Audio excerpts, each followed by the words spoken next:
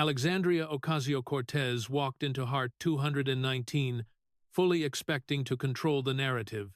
But Vice President J.D. Vance was about to dismantle her 7-year political brand in exactly 86 devastating minutes. The encounter begins when Vice President J.D. Vance faced Alexandria Ocasio-Cortez inside room Hart 219.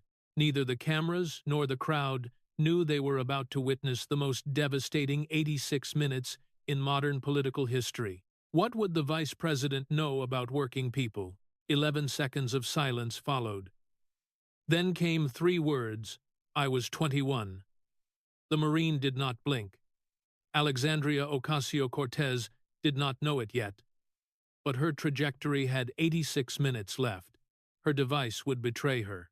The photograph concealed in his jacket would halt her momentum. The text message from M would be broadcast on every screen by sundown. Tuesday morning. Hart 219. America was about to watch a highly constructed image meet a resolute veteran. She is mid-sentence. The room is packed. 3 C-SPAN cameras are rolling. Her smartphone rests face up on the witness desk. Her hand reaches for the water glass. The screen lights up. The C-SPAN 3 Zoom catches the notification before her staffer can intervene. The message reads, "Stop talking, evacuate." He has the emails. M. The staffer lunges. 8 seconds pass. The whole country sees it. Vance does not look at the glowing screen. He opens the leather notebook. The first page is completely blank. The hearing has been underway for 11 minutes. The hearing began precisely at 9:03 a.m. 3 C-SPAN cameras, 212 seats, every single seat occupied. The featured witness was Alexandria Ocasio-Cortez. The subcommittee convening was the Senate Permanent Subcommittee on Investigations. The hearing title, printed boldly on the placard at the witness table, read, "Hidden Money in American Politics. A Decade of Progressive PAC Irregularities." The Federal Election Commission complaint regarding the Justice Democrats PAC had sat dormant for 6 long years. In February, a federal grand jury had been impaneled in Washington. In March, her former chief of staff, Saikat Chakrabarti, had been granted immunity in exchange for his full cooperation.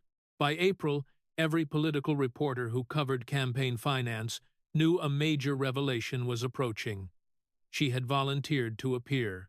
Her communications team had pushed her to testify, directly overriding the objections of her legal counsel.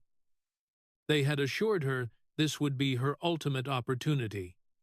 They had drilled her on the specific line that would set the tone. She delivered that exact line at 9:07 a.m. She lifted her eyes from her prepared opening statement. She looked directly across the dais. "And I want to address the elephant in the room," she stated. "The Vice President of the United States is a man who wrote a memoir about Appalachian poverty, then sold it to Hollywood for several $1,000,000, then took venture capital money from Peter Thiel, and now sits in judgment of working-class women. I would like to know, before any questions begin today, what would the Vice President know about working people?" The progressive activists stationed in the gallery applauded loudly. 3 Sunrise Movement volunteers stood up in solidarity. A reporter from a left-leaning podcast network nodded slowly in agreement. Vice President J.D. Vance, 41, did not immediately respond. He had been seated at the dais since 8:47 a.m. A leather notebook rested in front of him, entirely closed.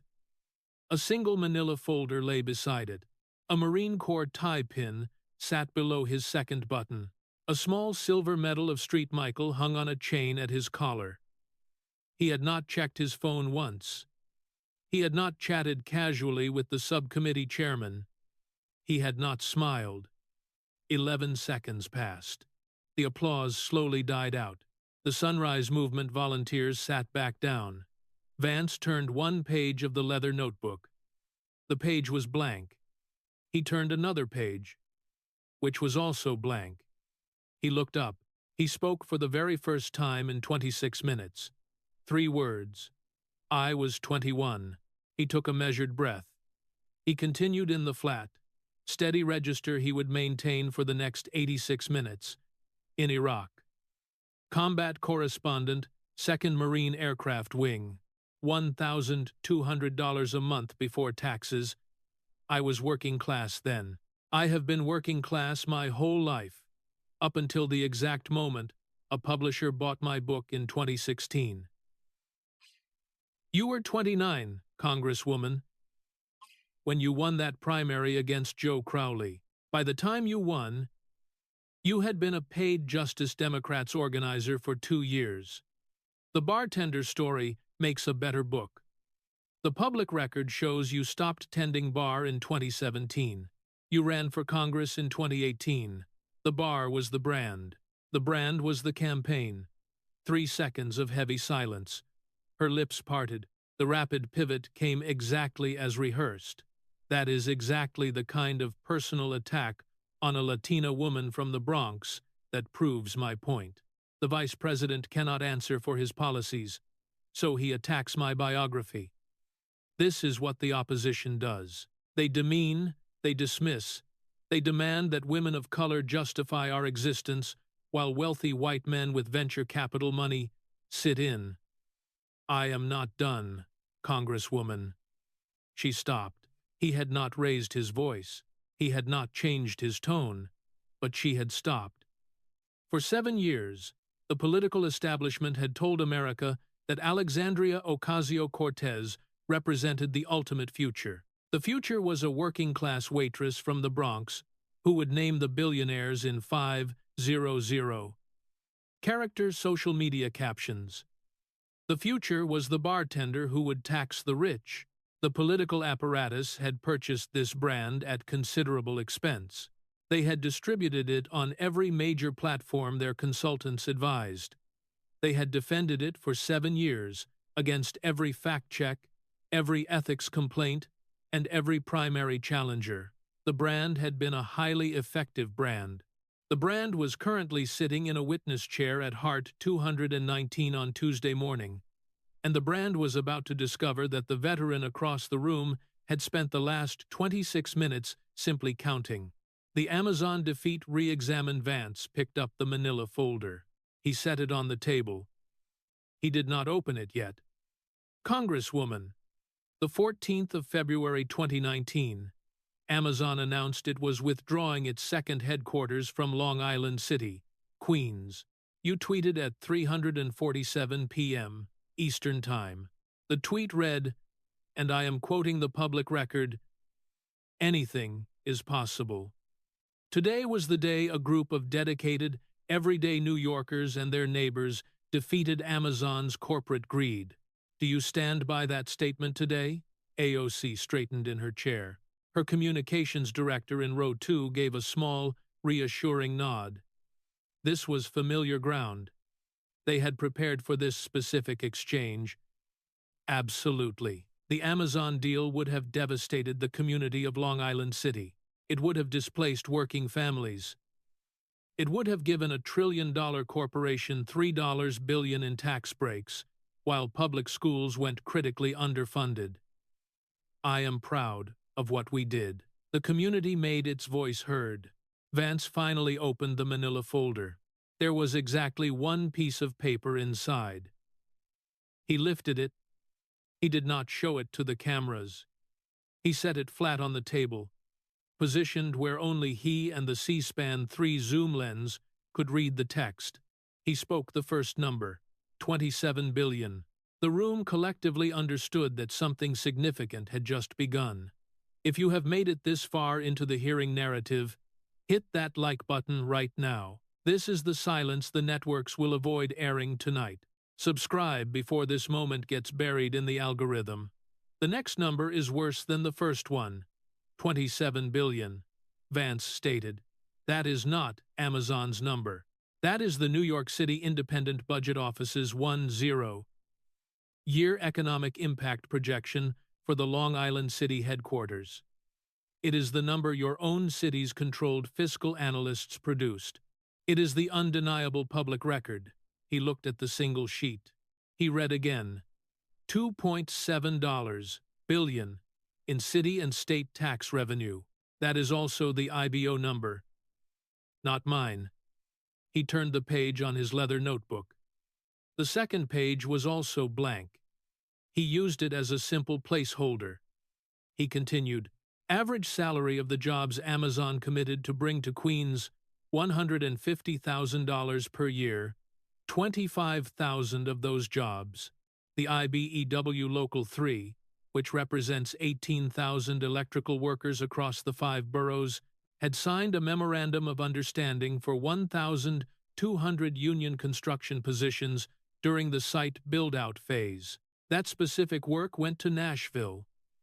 The union positions in Nashville pay less, are non-collectively bargained, and were filled by workers who had to relocate from entirely out of state.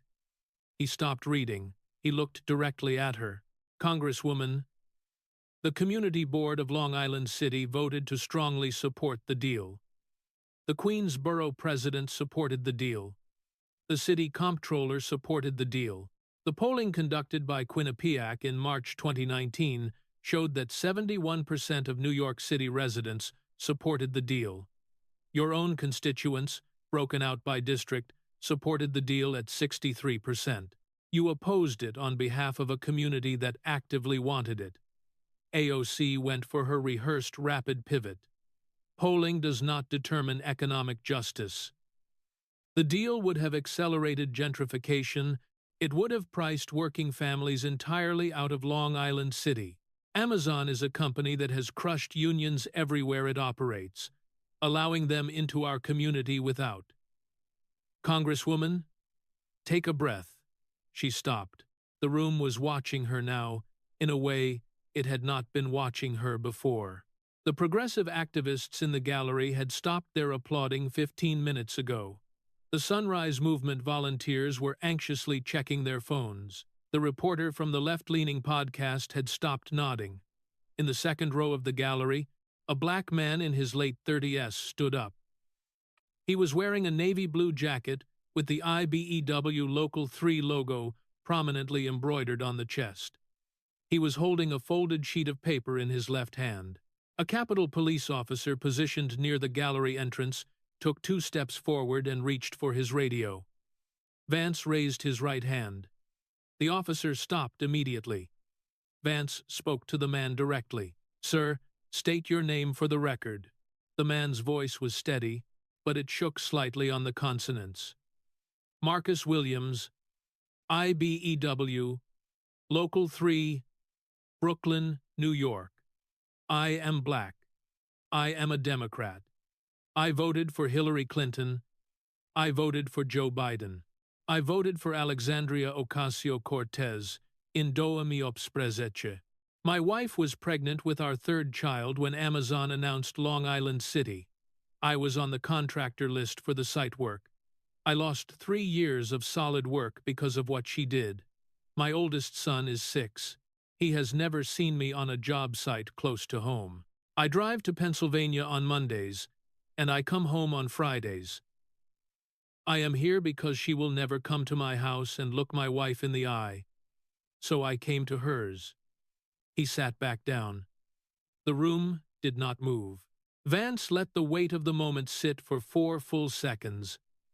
Thank you, Mr. Williams. AOC tried to recover her footing.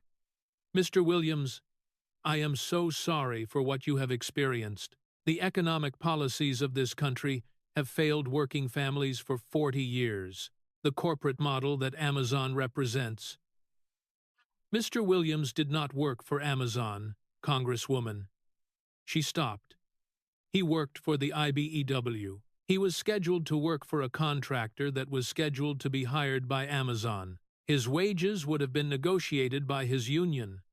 His benefits would have been negotiated by his union. His retirement would have been protected by his union. The deal you defeated was a massive opportunity for organized labor that organized labor actively wanted. Local 3S leadership wrote you a letter in February 2019 asking you to reconsider. You did not respond to that letter. I have the letter. He did not pull the letter out. He simply mentioned that he possessed it. The Bronx Borough President's office had sent a letter that exact same week. So had 4 city council members. So had the Queens Chamber of Commerce. So had the African American Real Estate Professionals of New York. So had the United Federation of Teachers. None of these letters had ever been answered. The political apparatus had spent 7 years explaining that AOC uniquely represented the working class, while virtually every working-class institution in her own city had been desperately begging her to read its mail. The unfolding commentary did not need a narrator to deliver it. The narrator only needed to describe what was physically visible in the room. In row 4 of the press section, 2 press aides quietly closed their laptops. A staffer for a New York representative who had publicly endorsed AOC for re-election began rapidly typing on her phone. The text would later be leaked to the press. It read, "We need to walk this back right now." The communications director in row 2 stopped scrolling entirely. She put her phone face down on her thigh. A reporter from a progressive magazine, whose entire career had been built on defending the caucus, stopped taking notes. He sat with his pen suspended above the notebook. He was looking directly at Marcus Williams, who was looking up at the ceiling, crying without making any sound. Vance turned another page in the leather notebook. The third page was also completely blank. "Congresswoman, the one sheet has done its work, for now. Let me ask you something I want you to really think about before you answer. The 25,000 jobs you defeated, the $2.7 billion in tax revenue that did not come, the 1,200 union positions that went to Nashville, the community that wanted the deal at 71%. Was any of it worth it?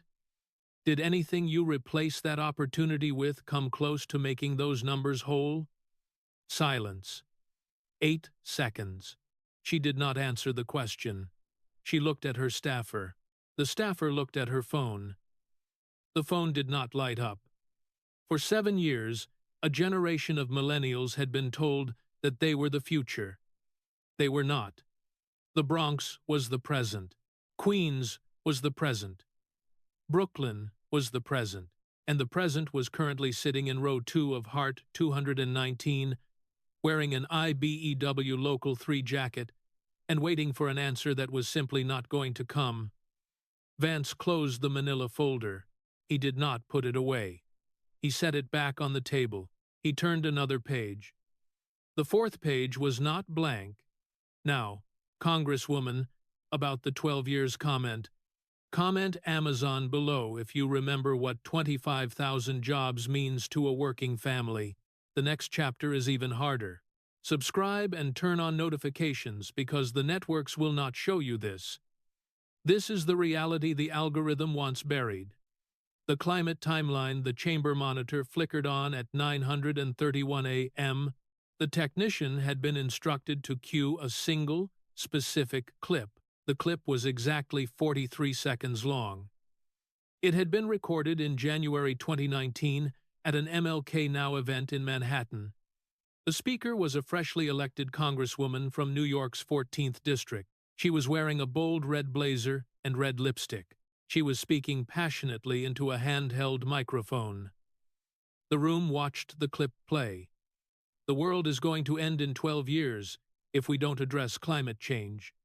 And your biggest issue is, how are we going to pay for it?" The clip ended abruptly. The chamber monitor went completely dark. Vance let the silence run its course. He took a breath. "Year 7, Congresswoman. The world is still here. The Atlantic Ocean is still there. The Pacific is still there. Manhattan is still above water. The Bronx is still on the map. And the Bronx is significantly poorer than it was when you said this." He read from the leather notebook. "Zip code 10451. Mott Haven. The South Bronx. Your district. 31% of households are unable to pay their utility bills. The highest energy poverty rate in all of New York State. The Census American Community Survey 2024 data, the most recent available. That is not a partisan number. That is the United States Census. He turned the page smoothly. In the 7 years since you said the world would end, this Congress, with your vocal support and your vote, passed the Inflation Reduction Act. The federal government has spent $1.6 trillion under that act on green energy subsidies, electric vehicle tax credits, battery manufacturing loan guarantees, and renewable infrastructure. The Congressional Budget Office now projects total IRA spending could exceed $2.5 trillion by 2034. He read the next number in the exact same cadence. In the same 7 years, the average household electricity bill in your congressional district rose 41%. The Federal Energy Information Administration data, not a think tank. The Department of Energy. Your constituents are paying twice for a transition that has not actually happened. They are paying once in federal taxes that go directly to green subsidies. They are paying again on their monthly Con Edison bill. They are paying a third time when the cost of every single product they buy reflects the higher cost of energy used to make it. You sold them a deadline. You delivered them a utility bill. She tried to fight back immediately. Her communications team had thoroughly prepared her for this angle. They had given her one strong counter-argument. She delivered it. The IRA created 230,000 clean energy manufacturing jobs in this country in 3 years. Most of those jobs are in red states, Mr. Vice President. In Georgia, in Tennessee, in Ohio, in your own state, the Honda EV plant in East Liberty employs 1,600 workers at an average wage of $92,000 per year. The transition is undeniably working. You are cherry-picking one zip code to attack a massive generational achievement. Vance let her finish completely. He waited 4 full seconds after she stopped speaking. I was at the Honda plant in East Liberty in November, Congresswoman. I spent 3 hours there. I shook the hand of every single shift lead. Those are undeniably good jobs. Those workers are not your constituents. The jobs you helped create are in the districts you do not represent. The bills you raised are in the district whose name is proudly on your office door. That is not policy success. That is policy displacement. He paused. He looked around the room. Then he said something the room had not anticipated. He said it quietly. You sold your generation a deadline. You delivered them a utility bill. The line was not meant for AOC. It was meant for the audience. Some of the audience was sitting in the gallery. Most of the audience was watching from kitchens, break rooms, and parked cars across America. The audience had been told for 7 years that climate change was an impending apocalypse that justified every cost, every regulation, and every restriction on the working economy. The audience had been told that the people raising their monthly bills were simultaneously saving their lives. The audience had been told that the immense cost was worth it because the cost was urgent, because the world was ending. The world was not ending. The bills were very real. The transition was happening in select areas and being paid for by every other state. The Marine had just articulated this out loud on live television. In the gallery, a young woman wearing a green Sunrise Movement t-shirt stood up. She did not yell. She did not protest. She simply pulled the t-shirt off over her head. She was wearing a plain black tank top underneath. She folded the green shirt carefully. She placed it on the seat. She walked out of the room without looking at anyone. The motion was caught perfectly by the C-SPAN 3 camera. It became its own viral clip by lunchtime. The Sunrise Movement had been founded in 2017 to aggressively push the Green New Deal. AOC had been their most prominent face. The young woman in the tank top was named, as the C-SPAN graphics team would later determine, Hannah Lemieux. She was 23 years old. She had volunteered for the campaign in 2018 when she was just 15. She had stayed on the mailing list for 7 years. She had ridden a bus from Boston that morning. She had paid for her own ticket. She would never volunteer for the brand again. In the second row of the gallery, 3 staffers exchanged nervous glances. One of them began typing rapidly on her phone with both thumbs. The text she sent to her boss, a sitting House member from California, read, "We need a statement out by noon. She is finished." A Capitol Police officer at the back of the room received a brief instruction in his earpiece. He listened intently. He nodded once. He did not move. Vance turned the page in the leather notebook. The next page had a single line written in his own handwriting. He did not read it aloud. He looked at it. Then he looked up. "Congresswoman, about the dress. If you remember when they told you the world was ending in 12 years, share this video. Send it to the young person in your life who was told to be afraid. Year 7. The world is here. The bill is in the mailbox. Subscribe so you do not miss what happens next." The ethics investigation. He pulled a printed document from beneath the manila folder. The document was 26 pages long. It had a navy blue cover sheet. The cover sheet read in plain federal typography, "House of Representatives Committee on Ethics Report on the matter of Representative Alexandria Ocasio-Cortez, the 25th of July, 2025. He did not hold it up for the cameras. He held it where he could easily read from it. This is the bipartisan report from the House Ethics Committee. The committee included 6 Democrats and 6 Republicans. The vote on the final findings was unanimous. The report was made public on July 25th of last year. I am going to read directly from the committee's own conclusion." He found the specific page. He read carefully. "The committee finds that Representative Ocasio-Cortez accepted impermissible gifts in connection with her attendance at the 2021 Metropolitan Museum of Art Costume Institute Benefit Gala. Specifically, the committee finds that the dress, accessories, and admission for the representative's fiancé were provided at substantially below fair market value, and that the representative did not remit full payment for these items in a timely manner." He looked up from the document. "The committee ordered you to pay $2,983.28. The fair market value of the dress, the shoes, the handbag, the jewelry, the hairstyling, the makeup, the car service, and the admission for your then-fiancé came to $3,700. You paid $1,000.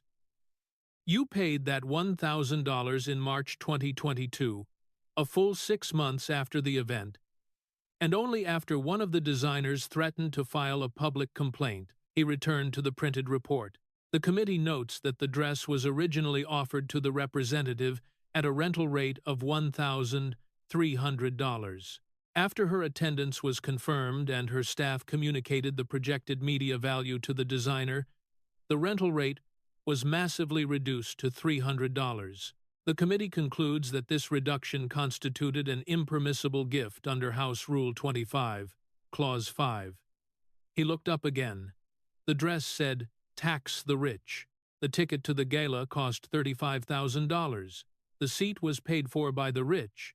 The deep discount on the dress was given to you by the rich. The car service was given to you by the rich. The investigation took 4 years, Congresswoman, because no member of your own party would file a formal complaint. The complaint was finally filed by an independent watchdog group. The investigation was conducted by your own colleagues, including 6 from your party.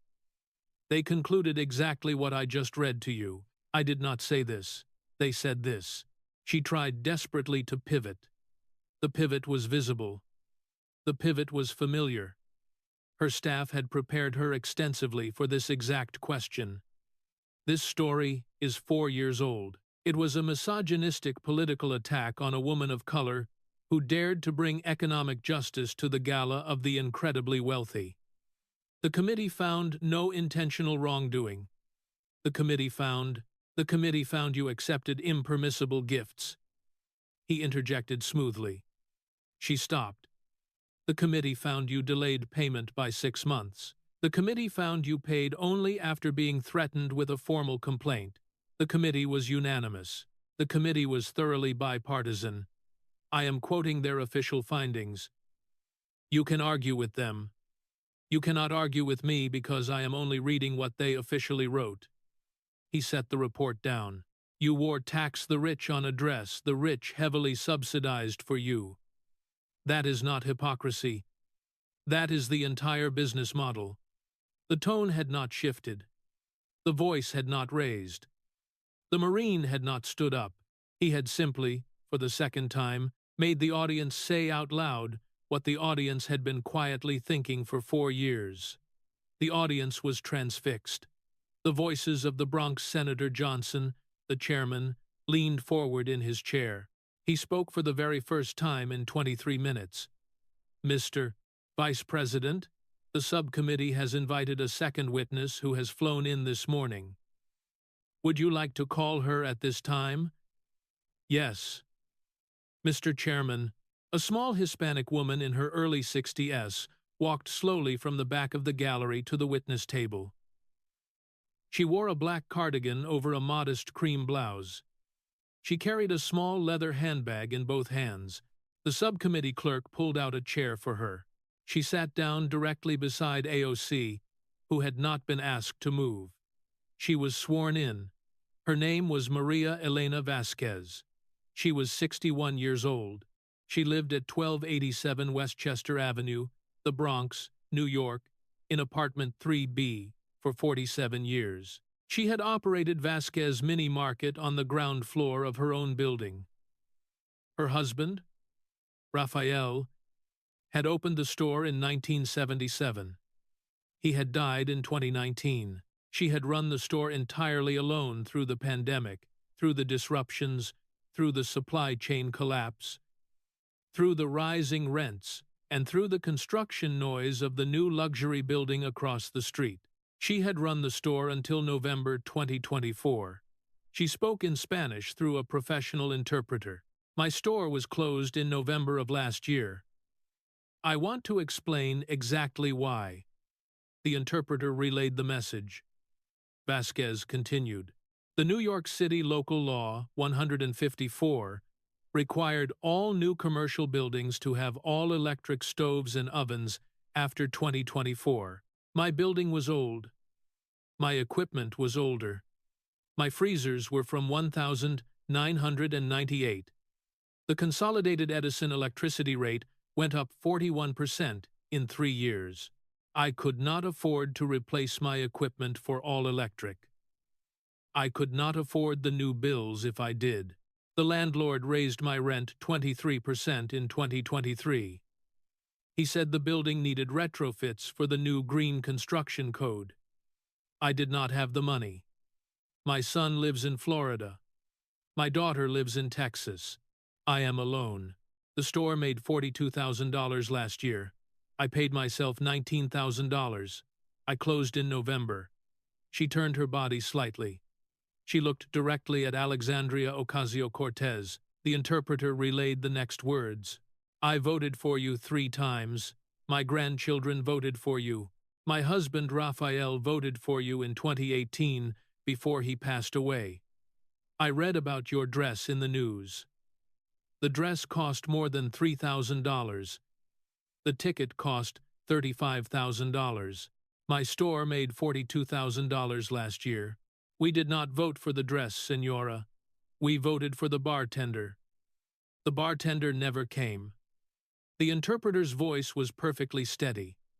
Maria Elena Vasquez's hands were not. The room was completely silent. The C-SPAN cameras held tight on the witness table. The communications director in row 2 had gone visibly pale. AOC herself had not moved. Her right hand was resting on her water glass. The glass was entirely full. She tried to recover her posture. Senora Vasquez, I am so deeply sorry for what your family has experienced. I have always. You have not seen, the interpreter interrupted. the voice not changing tone. The room understood the line did not need translating. "Thank you, Mrs. Vasquez," Vance said respectfully. "You may step down whenever you are ready." She did not step down immediately. She sat. She watched Vance read one more document. It was a printed page. One paragraph on official parish letterhead. "This is from Father Miguel Rodriguez. He serves Street, Anthony of Padua Parish in the South Bronx. He sent this statement to my office yesterday. It is 2 paragraphs. I will read one." He read aloud. "The Congresswoman has performed her faith for the cameras and abandoned her parish. She has not attended our Mass in 3 years. She has not visited our food pantry, which feeds 1,100 families a week, in 5 years. Her staff confirms she is unavailable. The Bronx is not unavailable. We are here. We are waiting. We have been waiting for some time." He set the page down. The cascade was no longer cascading. The collapse was complete. 2 Democratic staffers in row 3 stood up together and swiftly left the room. A reporter from the New York Daily News quietly drew a heavy line beneath a phrase in her notepad. AOC's communications director closed her laptop completely and placed both hands firmly on her knees. In the 3rd row of the gallery, a young woman who had been wearing a hijab in solidarity for the entire morning removed it slowly. She folded it. She placed it on her lap. She was not Muslim. She had worn the hijab as a gesture of support for the coalition of identity-based politics. She had worn it because the brand had told her to wear it. The brand was no longer instructing her. She did not know what to do with her hands. The phone face up on the witness desk since 9:03 a.m. did not light up again. The staffers had stopped sending text messages 40 minutes ago. They had been told by their attorneys that the messages were actively being captured. They had stopped helping. A small notification preview appeared on the iPhone screen at 9:51 a.m.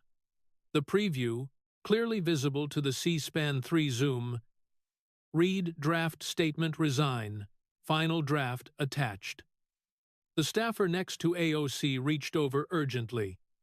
She turned the phone face down. She did this in full view of 3 live cameras. Senator Gallego, the Hispanic Marine combat veteran from Arizona who had not spoken during the entire hearing, set down his pen.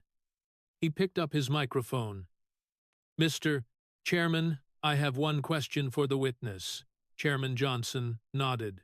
"The senator from Arizona is recognized. Share this video with one person who was told this individual fought for the working class."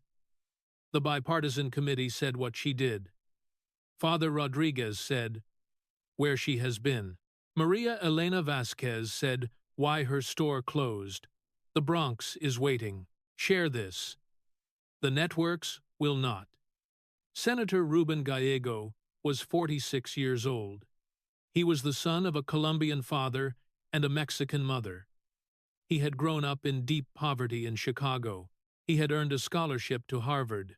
He had enlisted in the United States Marine Corps after college.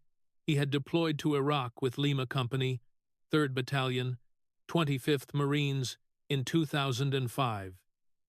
He had returned with 23 dead from his unit. He had served 7 terms in the United States House of Representatives.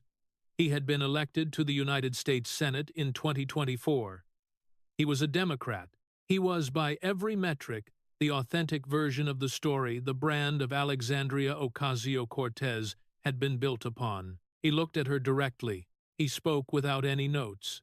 "Congresswoman, between 2016 and 2018, did Justice Democrats PAC, on whose board you served, transfer approximately $1 million in contributions to Brand New Congress LLC, a limited liability company controlled by Saikat Chakrabarti, who was simultaneously serving as your campaign manager? Yes or no?" 12 seconds of excruciating silence. AOC opened her mouth. She closed it. She opened it again. Senator, that is a complicated structural question that involves multiple entities, and it is not complicated, Congresswoman. The records are public. The FEC filings are public. The board membership is public. Mr. Chakrabarty has confirmed it under federal immunity. Yes or no? It is more complicated than that.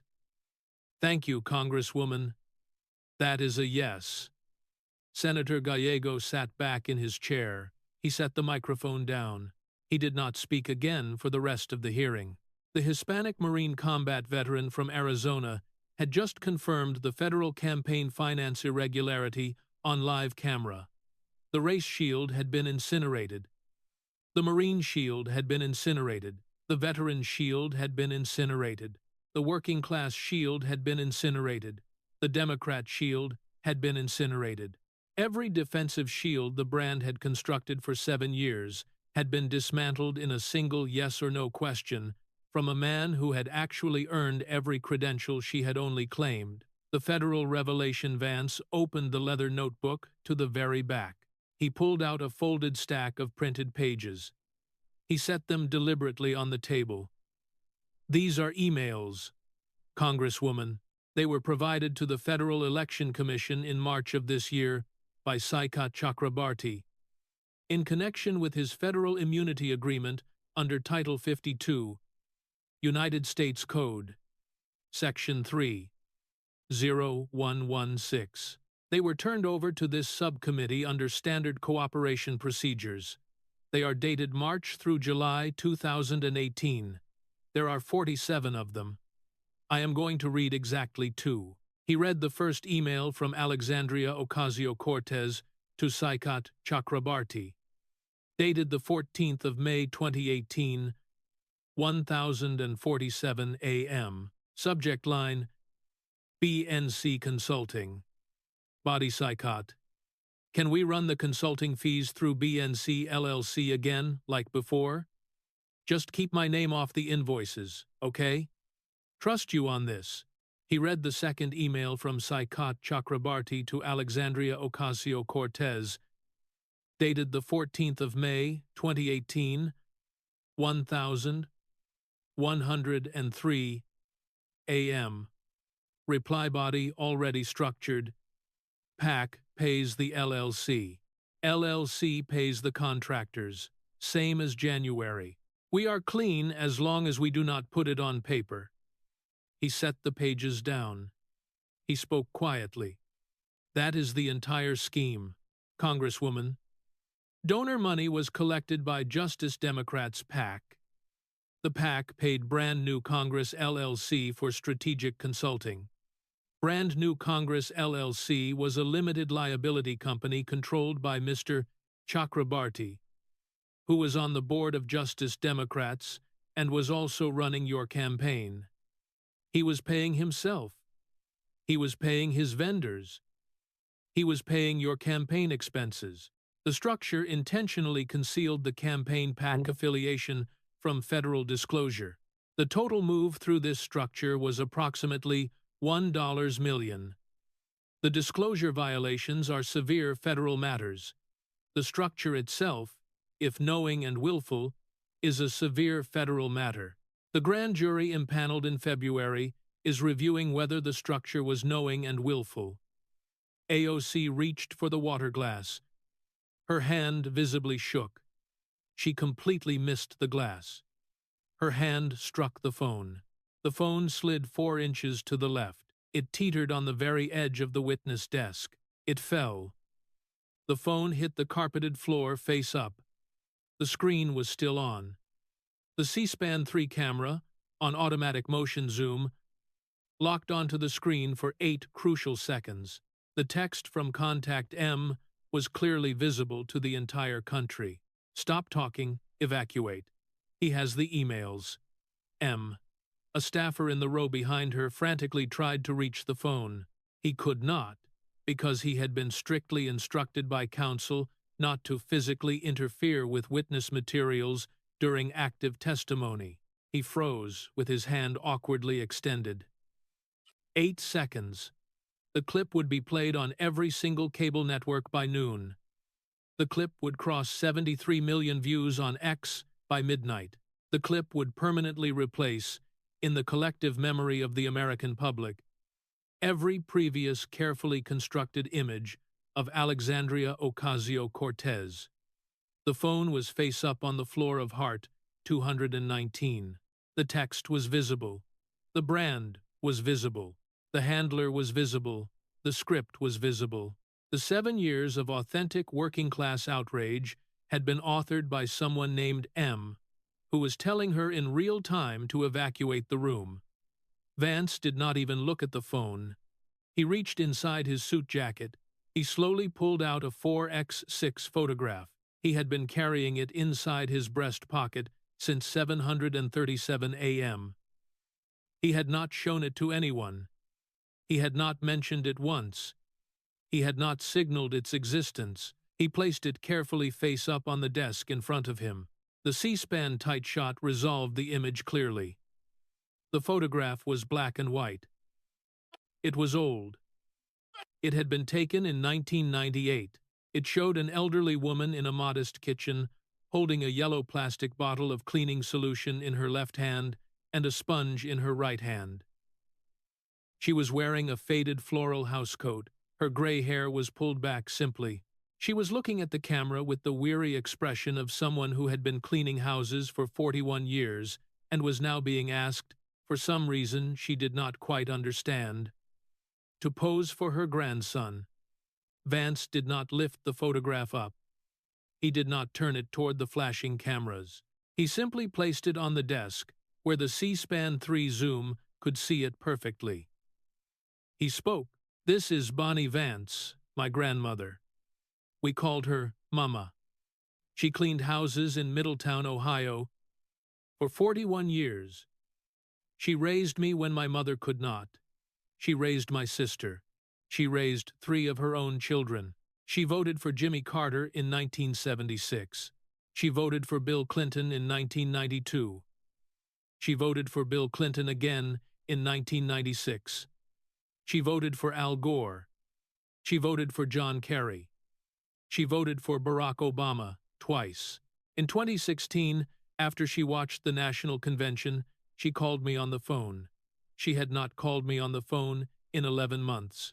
She said, and I am quoting her exactly because I wrote it down that very night, "Jimmy, they do not fight for us anymore. They fight for themselves, and they dress it up." I was 32 years old. I did not fully understand what she meant. He looked piercingly at AOC. "I understand now." He took a deep breath. He continued, "Mama died in 2005. She was 78 years old. She did not live to see her grandson go to Yale Law School on the GI Bill. She did not live to see what this establishment became. She did not live to see what you became. She voted Democrat her entire adult life because she fundamentally believed the Democratic Party fought for women who cleaned other people's houses. The Democratic Party today fights for women who wear other people's dresses to $35,000 parties. That is an entirely different party, Congresswoman. It is your party. It is not hers. It will not be mine. And the generation standing behind us is watching very closely to decide whose it will ultimately be." The room was completely, utterly still. He looked at her one final time. He delivered the one-word decisive moment. "We were both 29, Congresswoman. One of us served, one of us sold." AOC's right hand moved instinctively toward the phone on the floor. She stopped halfway down. Her hand held the air 6 inches above the carpet for 43 agonizing seconds. The lapel microphone caught her shallow breathing. The audio of those exact 43 seconds would be replayed in every political documentary about her career for the next decade. She did not pick up the phone. She simply could not. The reckoning Vance stood up. It was precisely 9:53 a.m. It was the first time he had stood since 847 that morning. Senator Johnson began to speak.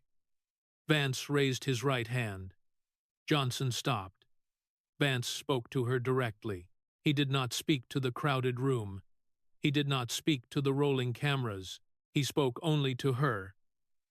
Congresswoman, the federal investigation will proceed. You will retain counsel. You will not be on cable news tonight. You will be answering formal questions at the Department of Justice this afternoon. We are not enemies. We were born 5 years apart. We grew up in the same broken country. Our generation was sold a great many things. I am sorry it had to be me. He calmly picked up the photograph of Mama. He looked at the image for 2 quiet seconds. He slid it back into his breast pocket. He picked up the leather notebook and the manila folder. He picked up the printed Ethics Committee report.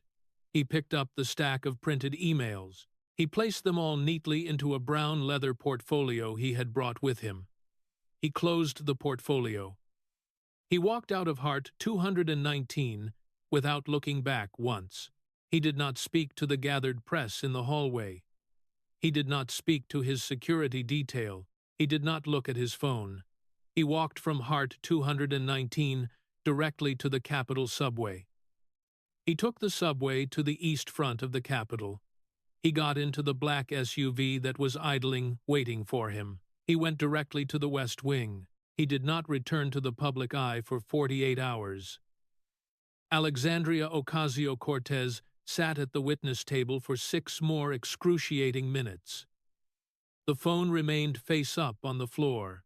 The staffer who had reached for it remained entirely frozen. The C-SPAN cameras remained locked on her. Eventually, Chairman Johnson gave the hearing into official recess. The Capitol Police escorted her quietly out the rear entrance to actively avoid the press. She did not respond to any shouted questions. She did not look at any camera lenses. She did not speak. If you watched a Marine and a brand with 1 photograph and 11 words, hit that like button right now. Comment Bonnie below for Mama. Comment Bronx below for Mrs. Vasquez. Subscribe so you do not miss the federal grand jury updates. Share this with one person who was told for 7 years that this representative fought for working people. She did not. Now everyone knows. By 1147 AM, the office of Senator Bernie Sanders had officially released a statement. The statement said in full, "These are extremely serious allegations that demand serious answers. The progressive movement does not protect anyone above strict accountability." Senator Sanders did not mention Alexandria Ocasio-Cortez by name. He did not need to. The brief statement was understood by every political reporter in Washington as the exact moment her closest senior ally cut her completely loose. By 12:30 p.m., the Department of Justice officially confirmed that a federal grand jury had been impaneled in the District of Columbia regarding Justice Democrats PAC and Brand New Congress LLC. AOC's attorney quickly issued a statement confirming his client had been formally served. The statement was exactly 3 sentences long. It notably did not contain the words innocent or deny. By 2:15 p.m., the Sunrise Movement, the climate advocacy organization that had effectively launched AOC's political career, released a brief statement. The statement said in full, "We are reviewing our relationships." That was all. The movement did not say her name either. By 3:30 p.m., the Bronx Democratic County Committee voted to formally withdraw its endorsement of her re-election campaign. The vote was 11-2. The 2 lone dissenting votes were her former campaign chair and her actual cousin. By 400 p.m., Saikat Chakrabarti, who had served as her chief of staff for 7 months in 2019 and who was now actively running against Speaker Emerita Nancy Pelosi for the California 11th District Congressional seat, released a statement through his campaign. The statement said in full, "I fully cooperated with federal authorities. The record is clear. I have absolutely nothing further to add. His campaign donations spiked 22% in the following 24 hours. By 6:00 p.m., Maria Elena Vasquez declined every single interview request.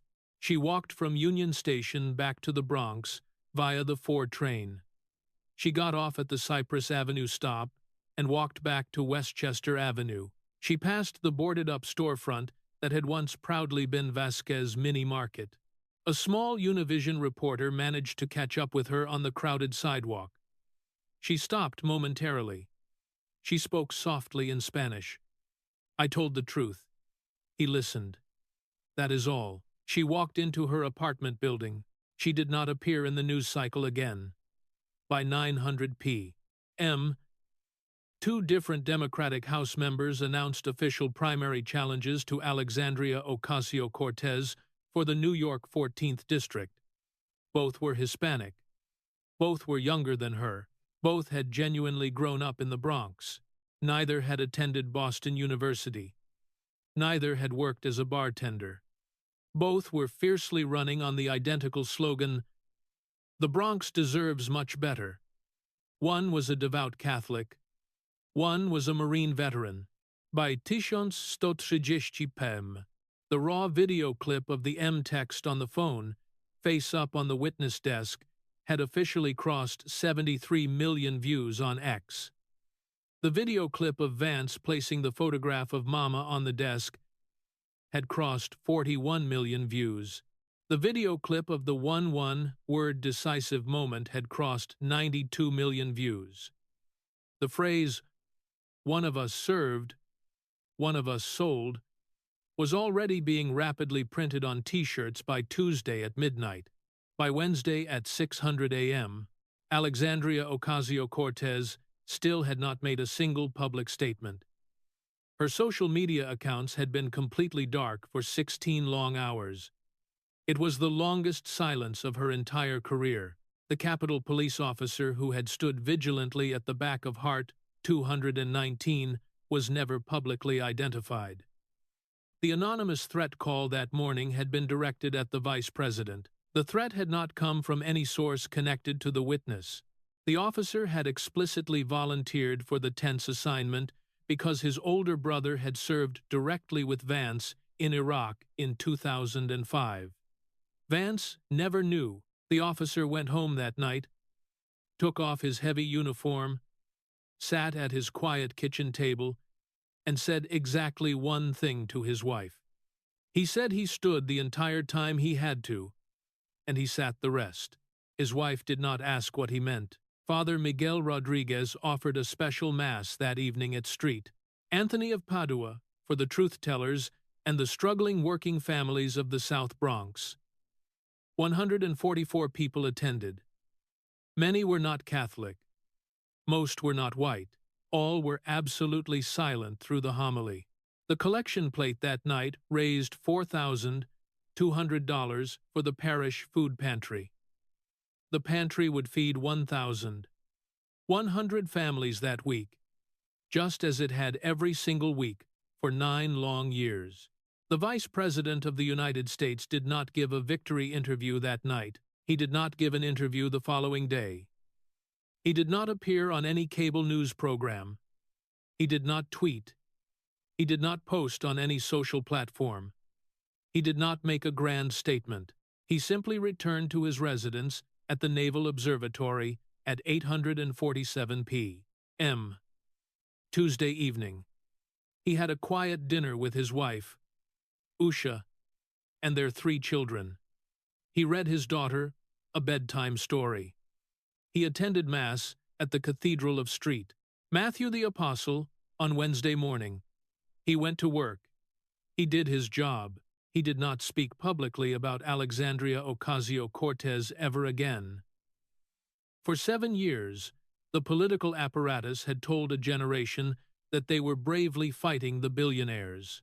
On a quiet Tuesday in April, in a grand hearing room in the Senate Hart Building, a Marine put a simple photograph of an old woman with a sponge on a desk and asked them to look at one actual person who had cleaned the houses of the rich for 41 years. They did not have an answer. America saw it all. And the generation she had sold, the generation that had paid the soaring utility bills, the generation that had been aggressively told the world would end in 12 years, the generation that had watched the bartender slowly become the brand, the generation that had received a 41% electricity bill increase instead of a Green New Deal, the generation that had finally seen on Tuesday, April 14th, at 9:53 a.m. Eastern exactly who the brand was truly working for, finally stopped buying. The reckoning was completely complete. The Marine had gone home. Subscribe to this channel right now. We will closely cover what happens next. The federal grand jury, the aggressive primary challengers, the bipartisan ethics violations, the Bronx that faithfully voted for her 3 times, the mama who reliably voted for the party until she finally did not. Year 7. The world is still here. The receipts are fully in, and the Marine is absolutely not done. Hit the like button if you stayed with us this far. Comment served below if you are standing with the Marine. Share this vital video with one person who desperately needs to see what happens when a carefully constructed brand finally meets the undeniable truth. The full hearing is on the public record, but what you just witnessed will be heavily cemented in the history books. The brand is finished. The reckoning has begun. But as the dust settles on Hart 219 and a political empire collapses overnight, we have to ask ourselves, who will the establishment try to sell us next?